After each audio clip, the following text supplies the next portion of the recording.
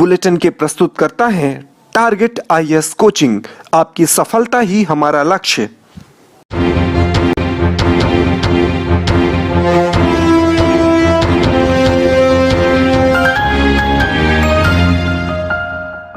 नमस्कार, आप देख रहे हैं रीवा दर्शन। मैं सचेता बघेल आपके साथ। आइए जान लेते हैं क्या है आज की प्रमुख खबरें। लॉकडाउन का उल्लंघन कर शहर में घूमने वाले लोगों का पुलिस ने किया फूलमाला पहनाकर स्वागत। कोरोना संक्रमित मरीजों का हाल जानने गांव-गांव पहुंच रहे हैं सांसद। ब्लड वैन में रक्तदान कराने की अनोखी पहल। दिन दहाड़े युवक पर चाकू से हमला और सामाजिक संगठन निभा रहे अहम भूमिका। निरंतर वितरित किया जा रहा है भोजन। आइए जान लेते हैं इन खबरों को विस्तार से।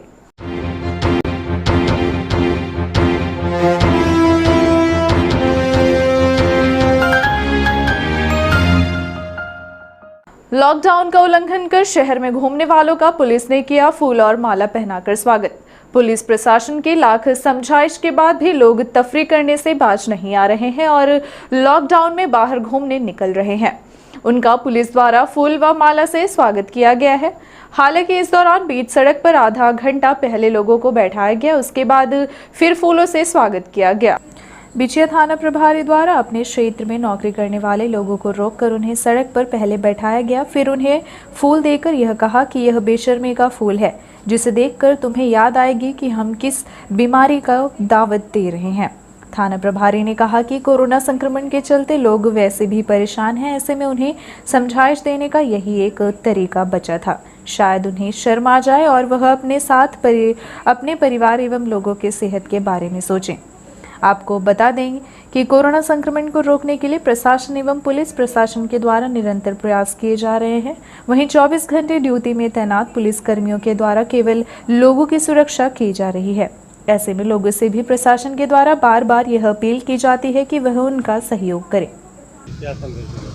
जी हाँ, ये अभी परिस्थितियाँ जो चल रही हैं अपने रीवा शहर में, लगभग अभी कोरोना के टेस्ट हैं बहुत कम होने स्टार्ट हो गए हैं, लेकिन उसी का फ़ायदा उठाकर जो है पब्लिक है अब वो थोड़ा लापरवाह होती जा रही है। तो उसी के मद्देनजर अधिकारियों का निर्देश हुआ है कि आपको जो है व्यवस्था को और कड़ा करना है, जिससे जो है कोरोना पूरी तरह बढ़े ना। उन्हीं के निर्देशन में हम लोगों ने आज स्पेशल तरीके से जो है लोगों को रोका है। रोक कर कम से कम आधा घंटा उनको बैठालते हैं। बैठालने के बाद पूरी समझाइश दी जाती है कि आपको जो है घर में रहना अनावश्यक नहीं निकलना है, और थोड़ा सा उनको ये लगे कि पुलिस परेशान कर रही है, और उनको ये भी जलील किया जा रहा है फूल देकर कि तुम लोग जो काम कर रहे हो शर्मिंदगी कर रहे हो, हम लोगों से फूल तो लो, कम से कम ये एहसास हो आपको कि जो है पुलिस परेशान होने के बाद भी और आपको समझाने की कोशिश कर रही है, तब भी आप समझ नहीं पा रहे हैं। और चूँकि पब्लिक ऑलरेडी परेशान है, उनके साथ ज़्यादा ऐसा कोई कृत्य करना कि नुकसान हो जाए, तो पुलिस अपने मानवीय तरीके से उनके साथ व्यवहार करके और लॉकडाउन का पालन करा रही है। कोरोना संक्रमित मरीजों का हाल जानने गांव-गांव पहुंच रहे हैं सांसद।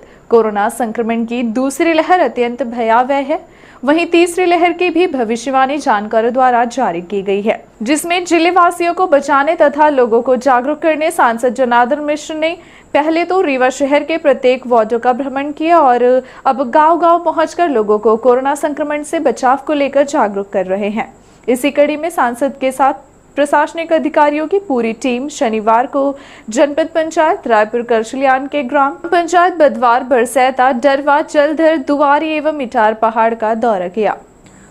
तेजी से बढ़ रहे संक्रमण को रोकने की दिशा में यह प्रयास लगातार जारी है। सांसद के साथ में एसडीएम शैलेंद्र सिंह, तहसीलदार सौरभ द्विवेदी, आरआई जितेंद्र सिंह बघेल, कई हल्का के पटवारी तथा ग्राम पंचायतों के सरपंच, सचिव एवं आंगनबाड़ी कार्यकर्ता उपस्थित रहे। इस दौरान कोरोना संक्रमित मरीजों से मुलाकात कर स्वास्थ्य की जानकारी प्राप्त की गई एवं क्वारंटीन केंद्रों का निरीक्षण कर आवश्यक दिशा निर्देश दिए। इस दौरान ग्राम पंचायतों में निवासरत ग्रामीण जनों एवं ग्राम सचिवों, रोजगार सहायकों ने बाहर से आए लोगों को क्वारंटीन सेंटर में रहने हेतु प्रेरित किया। साथ ही रेड जोन घोषित पंचायत को ग्रीन जोन में परिवर्तित करने में महत्वपूर्ण भूमिका अदा की। इस अनुकरणीय पहल के लिए ग्रामीण जनों को धन्यवाद प्रेषित कर अपने अपने घरों में रहने, अनावश्यक ना निकलने तथा मास्क पहनने की अपील की। ग्रामीण क्षेत्र के भ्रमण में निकले सांसद जनार्दन मिश्र से बात की गई तो उन्होंने इस संबंध में रीवा दर्शन को विस्तार से जानकारी दी। मैं क्या सहारा दूंगा? सहारा तो ये नीचे आंगनवाड़ी, आशा कार्यकर्ता, पंचायत के सेक्रेटरी, पंचायत के सरपंच, जीआरएस और जो मेडिकल स्टाफ है, ये सारे लोग गांव के लोगों को सहारा दे रहे हैं। गांव-गांव में, घर-घर में जाके मरीजों को चिन्हित कर रहे हैं। सर्दी जुकाम बुखार है उनको दवाइयाँ दे रहे हैं। जो कोरोना पॉजिटिव है उनको चिकित्सा की व्यवस्था कर रहे हैं। डॉक्टर लोग निरंतर उनसे संपर्क में रहते हैं, उनको दवाइयाँ देते हैं और हिम्मत बढ़ाने का काम करते हैं। और इस तरह से मैं समझता हूं कि जो ये ग्रामीण इलाके में संक्रमण रोकने का प्रयास सरकार ने किया है और जनता की भागीदारी से ये संभव हुआ है। और इसमें मैं भी थोड़ा सा अपनी जो भूमिका है वो अभी आप देख भी रहे थे। और पॉजिटिव मरीजों से मिलना, उनको हिम्मत बढ़ाना, उनकी दवाई की पूछताछ करना, जो संक्रमित नहीं हैं उनके भी हालचाल पूछना, उनकी व्यवस्था देखना, ये भी काम मैं कर रहा हूँ। और मुझे लगता है कि ये काम आज ये कोई संसद सदस्य होने के नाते की ड्यूटी नहीं है, ये इस वर्ष धर्म है। इस समय में मैं अपने धर्म का अनुसरण कर रहा हूँ। संसद सदस्य तो एक अलग बात है। अभी एक मामला आया था, आप एक क्वारंटीन में एक कोरोना संक्रमित व्यक्ति के यहाँ जाके टॉयलेट साफ करने का मामला आया था। उसको लेके कई जगह लोग अच्छी भी बातें कर रहे हैं, कई जगह बुरी भी बातें हो रही हैं, तो उसको क्या मानते हैं आप? मैं समझता हूं कि अगर कोरोना संक्रमित मरीज की टट्टी साफ करना पड़े, उसका कफ साफ करना पड़े, केवल मैं थोड़ी कर रहा हूं, कितने सफाई कर्मी हैं और कितने डॉक्टर और नर्सेज हैं कि जो उनकी साफ सफाई का काम कर रही हैं। इसमें मैंने कोई बहुत इतना बड़ा तीर नहीं मार दिया है। एक काम है, वो भी एक काम है, वो भी कर दिया। हजारों लोग कर रहे हैं, मैंने भी थोड़ा बहुत कर दिया। एक अहम सवाल अभी आप बात कर रहे थे कि शासन, प्रशासन, स्वास्थ्य और शिक्षा, दो चीज़ें मतलब लचर हैं अपने देश की। लगभग 7 साल से अपनी प्रदेश मतलब केंद्र में अपनी सरकार है, चौथी बार यहाँ आप शिवराज सिंह जी की सरकार बनी है। कहाँ चूक रह गई ऐसी कि इन व्यवस्थाएं मतलब इनको अभी तक बना पाने में आप अक्षम हुए हैं? केंद्र सरकार जहाँ तक सवाल है, तो हर 3 जिले के बीच एक मेडिकल कॉलेज बना करके, और जितने डॉक्टर केंद्र सरकार के 2014 के पहले थे उतने डॉक्टर 10,000 में डॉक्टरों की संख्या दूनी करने का लक्ष्य मोदी जी की सरकार ने रखा है। इसका मतलब है कि स्वास्थ्य की व्यवस्था उनके प्रायोरिटी में टॉप पर आई। जहाँ तक प्रदेश सरकार का है, कांग्रेस सरकार, अब ये पार्टी बंदी आज यहाँ मैं बात नहीं करना चाहता था, लेकिन 2003 के पहले रुई का फूहा तक सरकारी अस्पताल में नहीं मिलता था। आज सारी व्यवस्थाएं लगभग उनसे 100 गुना बेहतर हुई हैं। पर इसको मैं फिर से कह रहा हूं कि स्वास्थ्य और शिक्षा कभी भी इस देश के टॉप प्रायोरिटी पर नहीं रही, परंतु केंद्र सरकार और राज्य सरकारों ने स्वास्थ्य विभाग के ढांचे को खड़ा करने का काम पिछली सरकारों से बहुत अच्छे ढंग से किया है। और कोरोना महामारी में तो अभूतपूर्व काम हुए हैं। नहीं तो जिस तरह के सुविधाओं का अभाव था उसको कोई छिपा हुआ नहीं है। प्रधानमंत्री जी ने स्वयं की स्वीकार किया है कि संक्रमण के पहले न यहाँ मास्क बनता था, न पीपीई किट बनता था, न टेस्टिंग की कोई व्यवस्था थी। आज गांव-गांव में टेस्टिंग हो रही है। इस गांव में भी टेस्टिंग के लिए आज यहाँ लोग आए हुए हैं। बरसैता में, वो बदवार में टेस्टिंग हो चुकी है। तो घर घर गांव-गांव टेस्टिंग हो रही है। तो इससे बेहतर और अभी जितना सुविधाएं दी जा सकती हैं संभव है, उससे 4 गुना देने का प्रयास हो रहा है। जो भी काम अभी अधूरे रह गए उनको मतलब पूरा करने का कितना प्रयास होगा और क्या प्रयास होगा आपकी तरफ से जिले में? अब पहले तो इससे निपट लिया जाए, उसके बाद जो किसी से निपटने की बात मैं कर रहा हूँ। इसमें ऑक्सीजन की सप्लाई की कोई कमी नहीं है। और भी ऑक्सीजन प्लांट कुछ प्राइवेट और कुछ सरकारी स्तर पर बन रहे हैं। भविष्य में रीवा जिला ऑक्सीजन के मामले में आत्मनिर्भर जिला हो जाएगा। वेंटिलेटर, अभी 100 वेंटिलेटर और आने हैं। तो मुख्य रूप से ऑक्सीजन और वेंटिलेटर 2 मुख्य इस बीमारी की समस्याएं हैं। बेड की कोई समस्या है नहीं। गांव-गांव में क्वारंटाइन सेंटर बने हुए हैं। हर गांव में 10-15 बेड की व्यवस्था है, व्यवस्थित व्यवस्था है।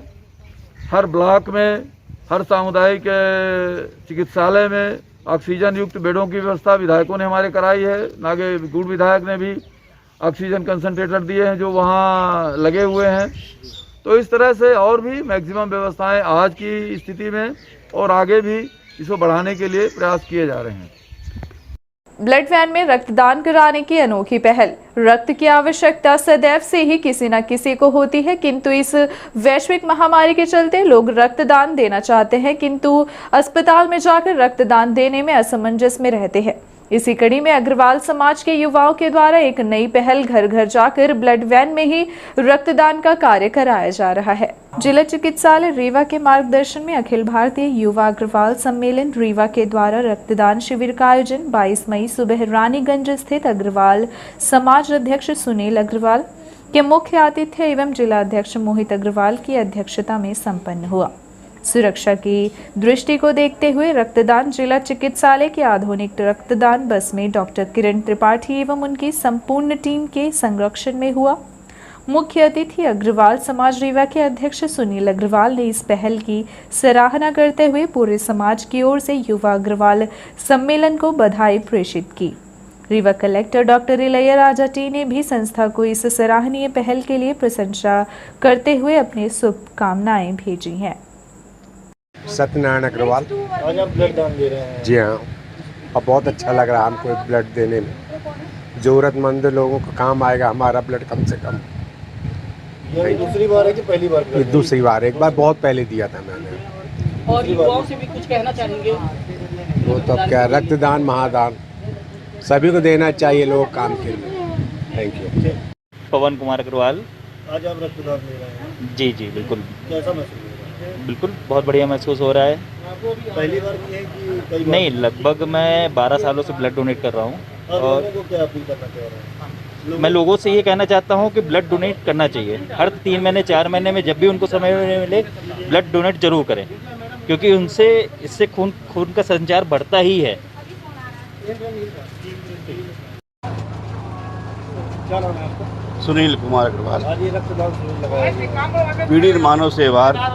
आज जिस तरह से आज बीमारियों का माहौल है, परिस्थितियां हैं और ब्लड की आवश्यकता, तो ये यहाँ पर करीब 15 से 20 यूनिट आज ब्लड डोनेशन किया जा रहा है। अग्रवाल युवा परिचय सम्मेलन के हमारे श्री मोहित अग्रवाल जी आयोजक हैं और बहुत ही अच्छा पुनीत कार्य ये। ब्लड डोनेशन के बारे में एक भ्रांतियाँ मैं वो बताना चाहता हूँ कि ब्लड डोनेशन करने से बहुत सी बीमारियाँ ठीक होती हैं। हार्ट की बीमारी है या अन्य कोई बीमारी है, कैंसर तक बीमारियां ब्लड डोनेशन ठीक होती, क्योंकि जब हम ब्लड देते हैं तो हमारा नया ब्लड बनता है और 21 दिन के अंदर पुनः वही ब्लड हमारा रिफार्म हो जाता है। इसलिए हर 3, साढ़े 3, 4 महीने में ब्लड डोनेशन देने में कोई भी प्रकार की कमजोरी या नहीं आती, बल्कि और भी जो बीमारियाँ हैं, ब्लड प्रेशर वगैरह और शुगर का भी इसमें लाभ होता है। शुगर की बीमारियाँ उसमें भी लाभ मिलता है।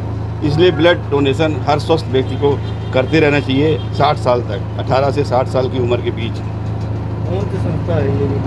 संस्था का नाम बता दीजिए। संस्था ये अग्रवाल समाज रीवा, अग्रवाल युवा परिचय सम्मेलन, सब इसमें सदस्य जुड़े हुए हैं जो आज ब्लड डोनेशन कर रहे हैं। और भी लोग हैं अन्य समाज के भी, वो भी ब्लड डोनेशन कर रहे हैं।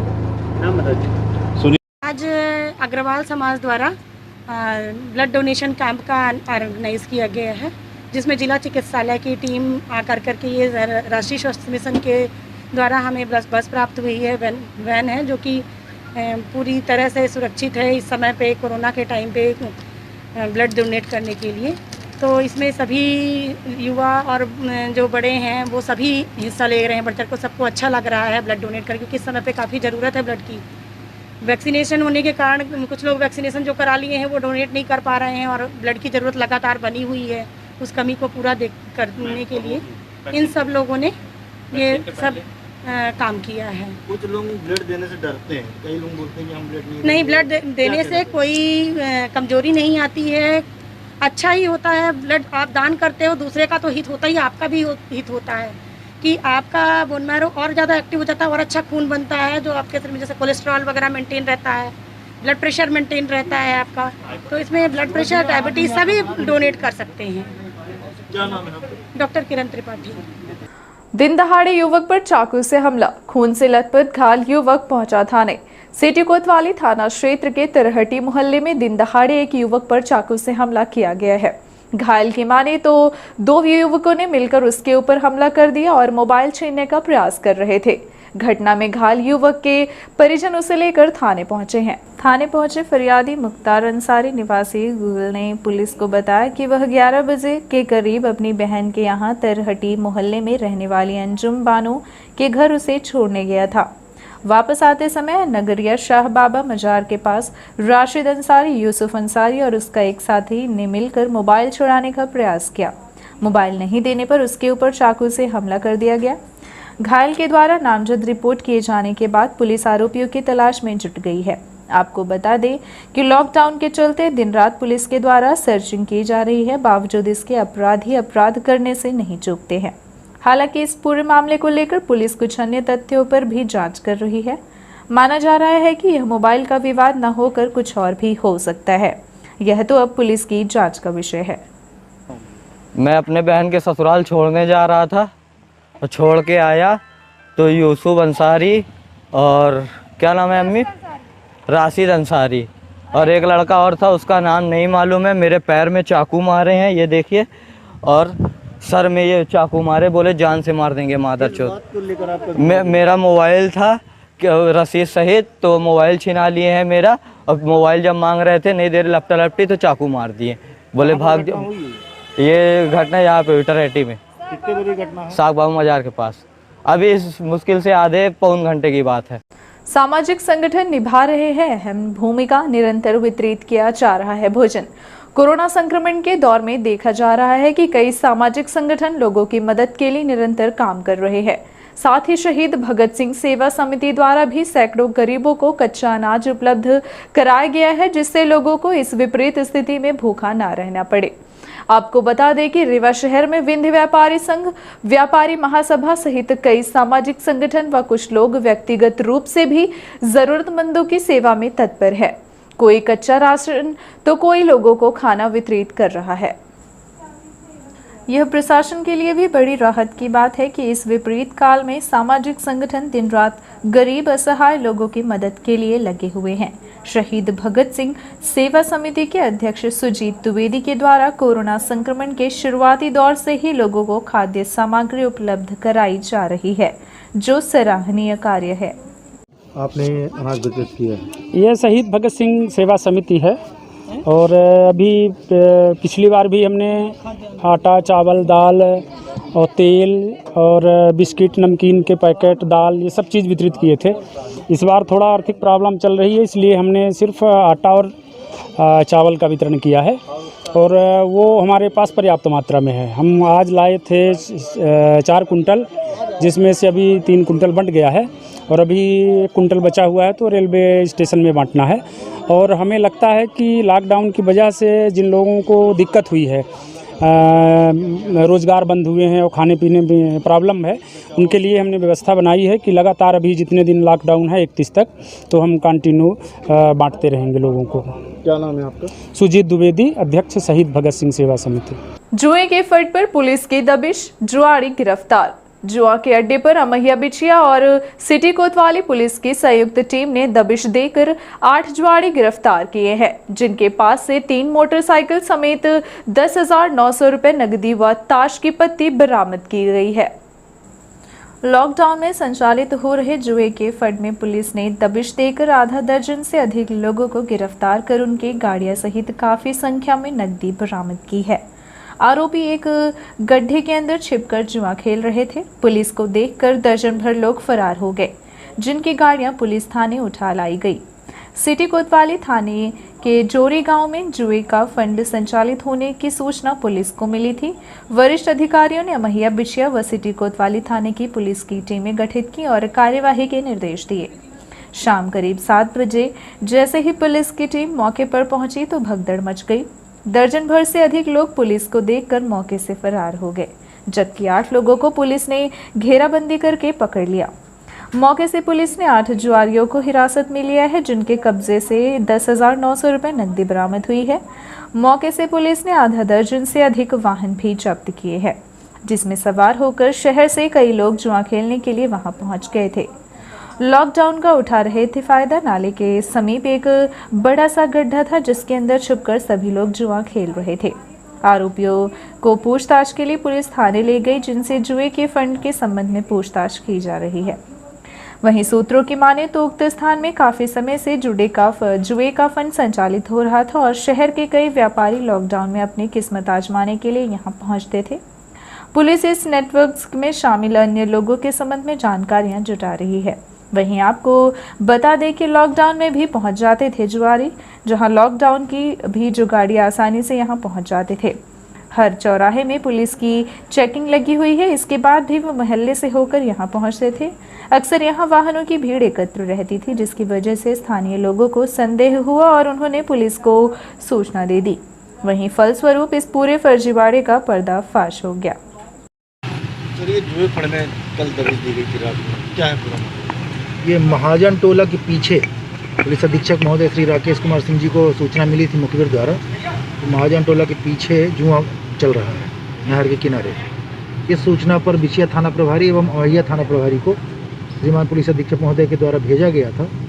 अब जब दोनों टीमें वहाँ पहुँची तो वहाँ पर ज्ञात हुआ कि जो नहर वाला एरिया है वो ग्राम जोरी है, जो कोतवाली क्षेत्र में लगता है। उनके द्वारा सूचना तत्काल मुझे दी गई कि ये ऐसा यहाँ पर जुआ चल रहा है और नहर के किनारे गड्ढा टाइप का है, वहाँ पर कुछ व्यापारी लोग खेल रहे हैं, कुछ लोग खेल रहे हैं। इस सूचना पर तत्काल अपने यहाँ से एक पार्टी भेज दी गई। तीनों पार्टियाँ मिल करके घेराबंदी करके उनको पकड़ा गया। कुछ तो मौके से भाग गए, लेकिन 8 लोग जुआ खेलते पकड़े गए, जिनके विरुद्ध जुआ एक्ट के तहत कार्रवाई की गई है, जिसमें से 3 वाहन मोटरसाइकिल स्कूटी वगैरह जब्त की गई हैं और 10,900 रुपये और ताश की पत्ती ये जब्त किया गया है, कार्रवाई की गई। जमीनी विवाद में महिला की पीटकर हत्या। बेटे को बचाने पहुंची महिला को आधा दर्जन लोगों ने मिलकर मौत के घाट उतारा। चुरहटा थाना क्षेत्र के रहट गांव में हुई यह घटना। जमीनी विवाद को लेकर आधा दर्जन लोगों ने मां बेटे के ऊपर प्राणघातक हमला कर दिया। बेटा जान बचाकर भाग निकला, लेकिन आरोपियों ने महिला को पीट कर मौत के घाट उतार दिया। घटना की जानकारी लगते ही क्षेत्र में सनसनी फैल गई और मौके पर पहुंची पुलिस आरोपियों की धरपकड़ कर रही है। घटना शुक्रवार दोपहर 3 बजे की बताई जा रही है। मिली जानकारी के अनुसार शकुंतला साहू पति मंगलदीन साहू उम्र 55 वर्ष निवासी रहट अपने घर के दीवार की छपाई पुताई का कार्य कर रही थी। बताया जा रहा है कि उक्त दीवार परिवार के लोगों के बीच विवाद का कारण है, जिससे पड़ोसियों का आए दिन विवाद हो रहा था। शुक्रवार को पड़ोसियों का महिला के बेटे भूपेंद्र साहू के साथ विवाद हो गया, तो उसके साथ आधा दर्जन से अधिक लोग मिलकर मारपीट करने लगे। बेटे को पीटता देख मां उसे बचाने पहुंची तो बेटा मौका पाकर भाग निकला। उसे छोड़कर पड़ोसियों ने शकुंतला साहू के ऊपर लाठी डंडे और पत्थर से हमला कर दिया। महिला अचेत होकर जमीन में धराशायी हो गई, जिसके बाद हत्यारे भाग निकले। शोर शराबा सुनकर आसपास के लोग पहुंचे और महिला को उपचार के लिए अस्पताल पहुंचाया, जहां उपचार के दौरान महिला ने दम तोड़ दिया। घटना की जानकारी लगते ही चुरहटा पुलिस मौके पर पहुंची और आरोपियों की धरपकड़ शुरू कर दी।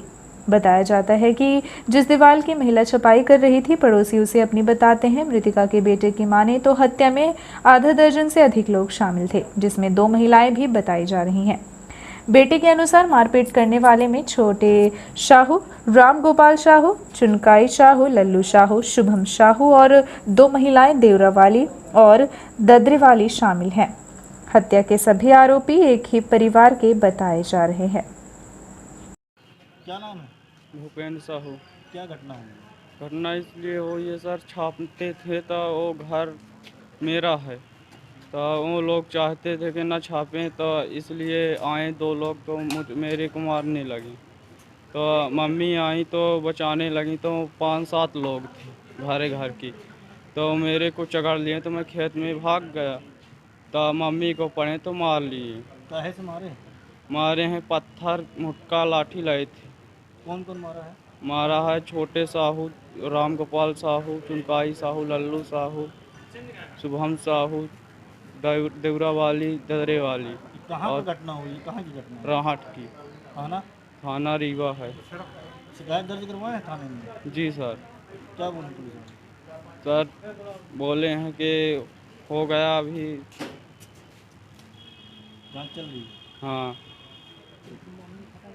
तो उनकी मृत्यु हो गई माँ की? हाँ अभी हुई है। क्या नाम है जिनकी मृत्यु हुई है? शकुंतला साहू। उम्र 55-56 साल की है। क्या नाम है तुम्हारा? भूपेंद्र साहू। मैडम, एक मारपीट का मामला आया है, क्या हाँ पूरा हाँ, मामला है? ये ग्राम रहट की महिला है शकुंतला साहू।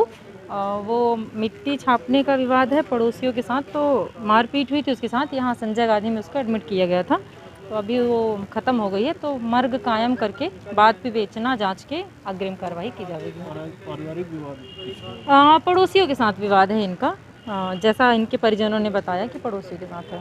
बाद में फिर अग्रिम कार्रवाई के बाद ही पूरी। कितने बजे की घटना है? ये घटना समय इनके परिजन 3 बजे की बता रहे हैं, समथिंग 2:30-3 दोपहर की। 4 बजे ये अस्पताल आ गए हैं। बरहदी गांव का बुझ गया चिराग। आसपास के क्षेत्र व जिले भर के लोगों की आवाज थे ध्रुव सिंह। रीवा जिले के बरहदी गांव में जन्मे ध्रुव सिंह एक बेहतरीन पारिवारिक पृष्ठभूमि से आते थे। उन्हीं के नाम से बरहदी गांव की अपनी एक अलग पहचान मानी जाती रही है। बरहदी व रीवा में राजवाड़ा हाउस के नाम से इनकी कोठी है, जहां पर ध्रुव सिंह का पूरा परिवार रहता है। उनके परिवार में उनकी पत्नी, एक बेटी और एक बेटा है, लेकिन अत्यंत दुखद बात यह है कि इस परिवार के बीच से असली हीरो को ईश्वर ने अपने चरणों में ले लिया है। यहाँ से जाने के बाद भी ध्रुव सिंह हमेशा क्षेत्रवासियों के दिलों में वास करते रहेंगे। उन्हें भुलाया जाना मुश्किल ही नहीं, नामुमकिन है। ईश्वर से कामना है कि भगवान उन्हें अपने श्री चरणों में स्थान दे, साथ ही इस संकट की घड़ी में उनके परिवार को साहस एवं शक्ति प्रदान करते हुए उन्हें इस दुख को सहन करने की क्षमता प्रदान करें।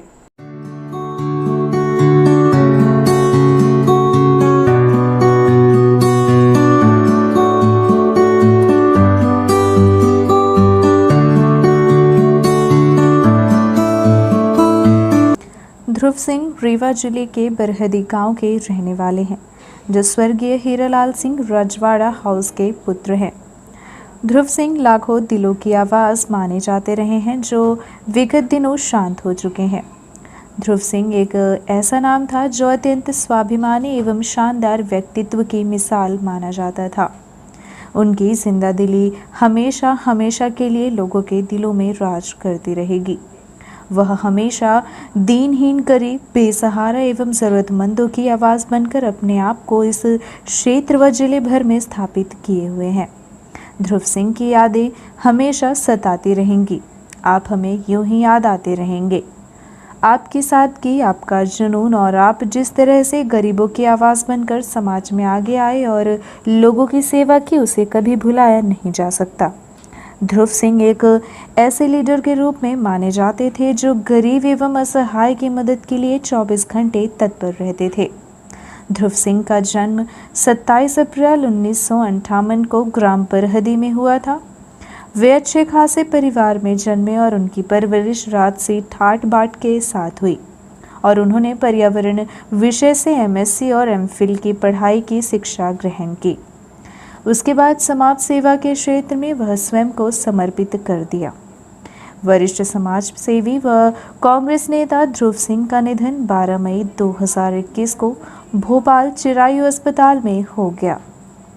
उनके इस असामयिक निधन से लोग अत्यंत दुखी हैं और लोगों का मानना है कि ऐसे समाज सेवी व नेता की भरपाई कर पाना संभव नहीं है। ध्रुव सिंह के परिवार में उनकी पत्नी किरण सिंह तथा पुत्री विधि सिंह के अलावा पुत्र विधान प्रताप सिंह है। ध्रुव सिंह का एक कविता है जिसे उन्होंने स्वयं लिखा है। वैसे तो कविताओं और लेखों में उनकी अनेकों पुस्तकें हैं और कई कविताएं उन्होंने लिखी हैं, लेकिन उनकी एक कविता है जो ध्रुव सिंह के जीवन के साथ ही उनके कार्य व्यवहार में उतर चुकी थी। उस कविता के माध्यम से ही मैं उनके जीवन की कुछ यादों को एवं उनके विचारों को ताज़ा करने का प्रयास करती हूँ और सबसे पहले हम उसी कविता को आपके समक्ष रखने का प्रयास कर रहे हैं। कविता है, ध्रुव है मेरा नाम अटल है यारो मेरा काम, क्षत्रिय कुल में जन्मा हूँ मैं उसमें हूँ कुर्बान, अग्निवंश परिहार जाति के पुरखों का मैं बेटा हूँ, सफ़ेद शेर की धरती रीवा नाम शहर में जन्मा हूँ, गुंडों का मैं गुंडा हूँ मैं सब गरीब का भाई हूँ, ब्राह्मण मेरे पूज्य सदा मैं धर्मों का अनुयायी हूँ, ब्राह्मण मेरे पूज्य सदा मैं धर्मों का अनुयायी हूँ। ध्रुव सिंह ने इस कविता को पूरी तरह से अपने जीवन और अपने आचरण ध्रुव सिंह एक होनहार और अत्यंत मिलनसार एवं जनता के दिलों में राज करने वाले नेता के तौर पर विख्यात थे। उनके निधन की खबर पर किसी को विश्वास नहीं हो रहा, पर ईश्वर के इस विधान को तो मानना ही पड़ेगा कि भगवान ने उन्हें समाज और परिवार से इतनी जल्दी छीनकर समाज और क्षेत्र के लोगों के साथ बड़ा अन्याय किया है।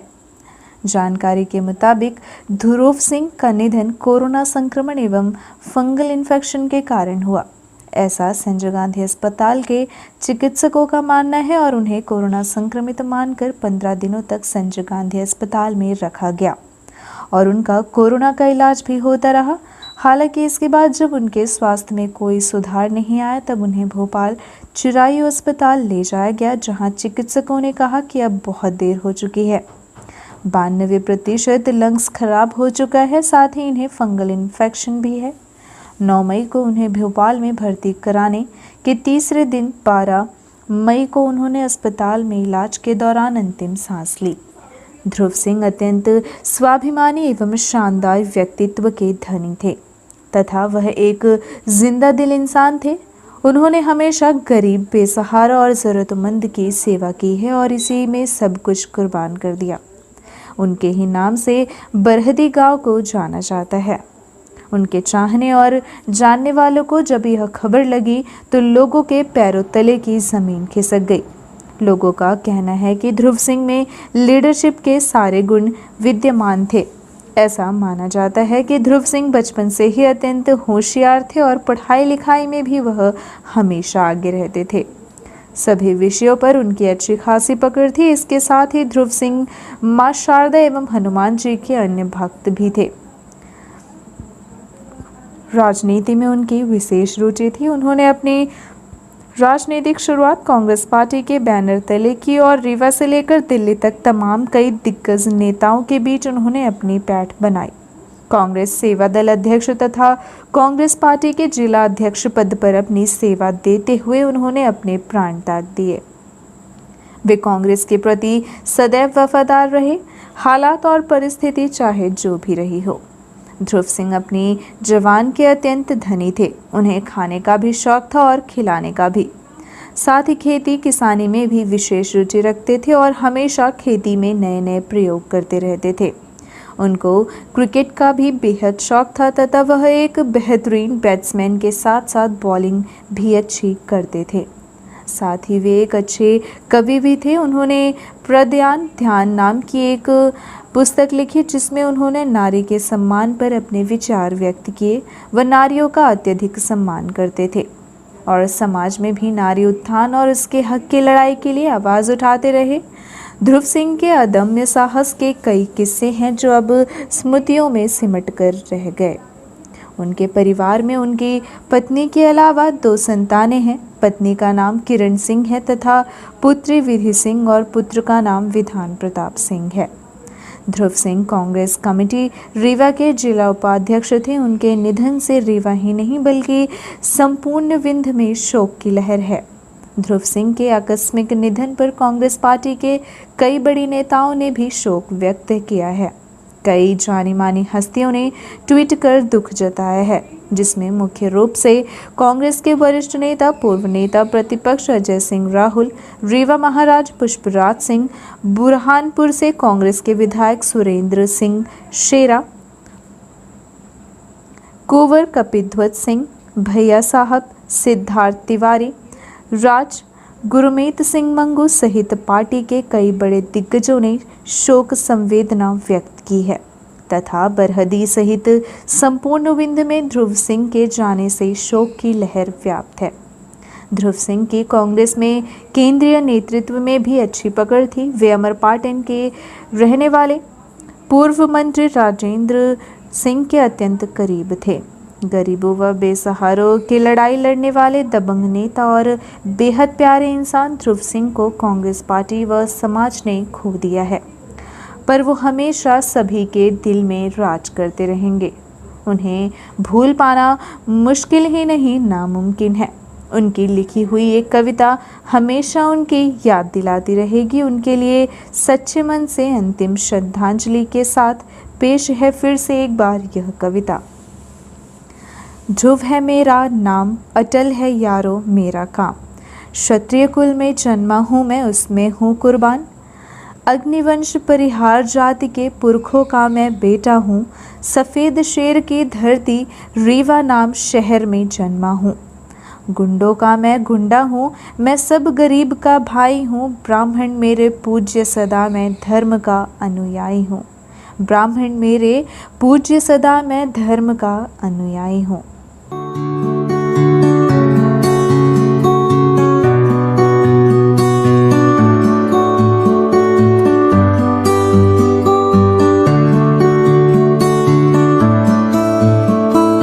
अब चलने से पहले आइए नजर डालते हैं स्वास्थ्य विभाग द्वारा जारी महामारी कोरोना अपडेट्स पर। नहीं थम रहा कोरोना का कहर, 16,000 के पार पहुंचा कोरोना का आंकड़ा। 1,526 जांच के बाद मिले 97 मरीज। वहीं शनिवार को सामने आई कोरोना संक्रमण की रिपोर्ट के मुताबिक एक तरफ खुशी की बात देखी जा रही है क्योंकि निरंतर आंकड़ों में कमी देखी जा रही है, तो दूसरी तरफ लगातार मौतों का कहर जारी है। जब तेजी से संख्या बढ़ रही थी तब मौतों के आंकड़े कम सामने आ रहे थे। अब जब संक्रमित मरीजों का आंकड़ा कम आना शुरू हुआ तो मौत का ग्राफ बढ़ा हुआ देखा जा रहा है, जो चिंता का विषय है। गुरुवार को 1,526 व्यक्तियों के सैंपल लिए गए, जिसमें 97 मरीज ही पॉजिटिव पाए गए। वहीं दुखद बात यह है कि आज फिर 2 लोगों की मौत हो गई। कोरोना संक्रमण का आंकड़ा तो लगातार घट रहा है, लेकिन अभी भी अस्पताल में भर्ती मरीजों की संख्या अत्यंत दयनीय है। सरकारी आंकड़े के मुताबिक आज 2 लोगों की मौत हो गई। इन दिनों जहां संक्रमित मरीजों की संख्या में कमी देखी जा रही है, वहीं रोज जिस तरह से मौत के आंकड़े आ रहे हैं वो दिल को दहलाने वाले हैं, क्योंकि 2 मरीजों ने फिर से आज अपनी जान गंवा दी है। स्वास्थ्य विभाग से प्राप्त जानकारी के मुताबिक 1,526 लोगों की जांच के बाद 97 मरीज संक्रमित पाए गए हैं। इसके बाद से ही संक्रमित मरीजों की संख्या बढ़कर 16,038 पहुंच गई है। वहीं आज फिर 2 लोगों की अस्पताल में इलाज के दौरान मौत हो गई। इन 2 की मौत के साथ जिले में जो मौत का आंकड़ा है वह 92 पहुँच गया है। लेकिन सुखद बात यह है कि जिले में जहां आज 97 नए मरीज मिले हैं, वहीं 232 लोग पूरी तरह से स्वस्थ भी हुए हैं। स्वस्थ मरीजों का आंकड़ा देखा जाए तो पूरे जिले में अब तक 14,284 लोग कोरोना की जंग जीत चुके हैं। हालांकि अभी भी 1,662 मरीज पॉजिटिव हैं, जिनका इलाज किया जा रहा है। शनिवार को आए क्षेत्रवार आंकड़े की बात करें तो रीवा शहर में 26 संक्रमित मरीज मिले हैं। वहीं ग्रामीण क्षेत्रों का आंकड़ा देखें तो गोविंदगढ़ में 6, नईगढ़ी में 5, गंगेव में 11 मरीज पाए गए। रायपुर करजुलियान में 10, मऊगंज में 3, हनुमाना में 12, जवा में 7, त्योथर में 9 तथा सिरमौर में 8 संक्रमित मरीज पाए गए। यह आंकड़ा अत्यंत राहत देने वाला माना जा रहा है। ये थी आज की प्रमुख खबरें। आगे की खबरों के लिए बने रहे रीवा दर्शन के साथ। दीजिए हमें इजाजत। नमस्कार।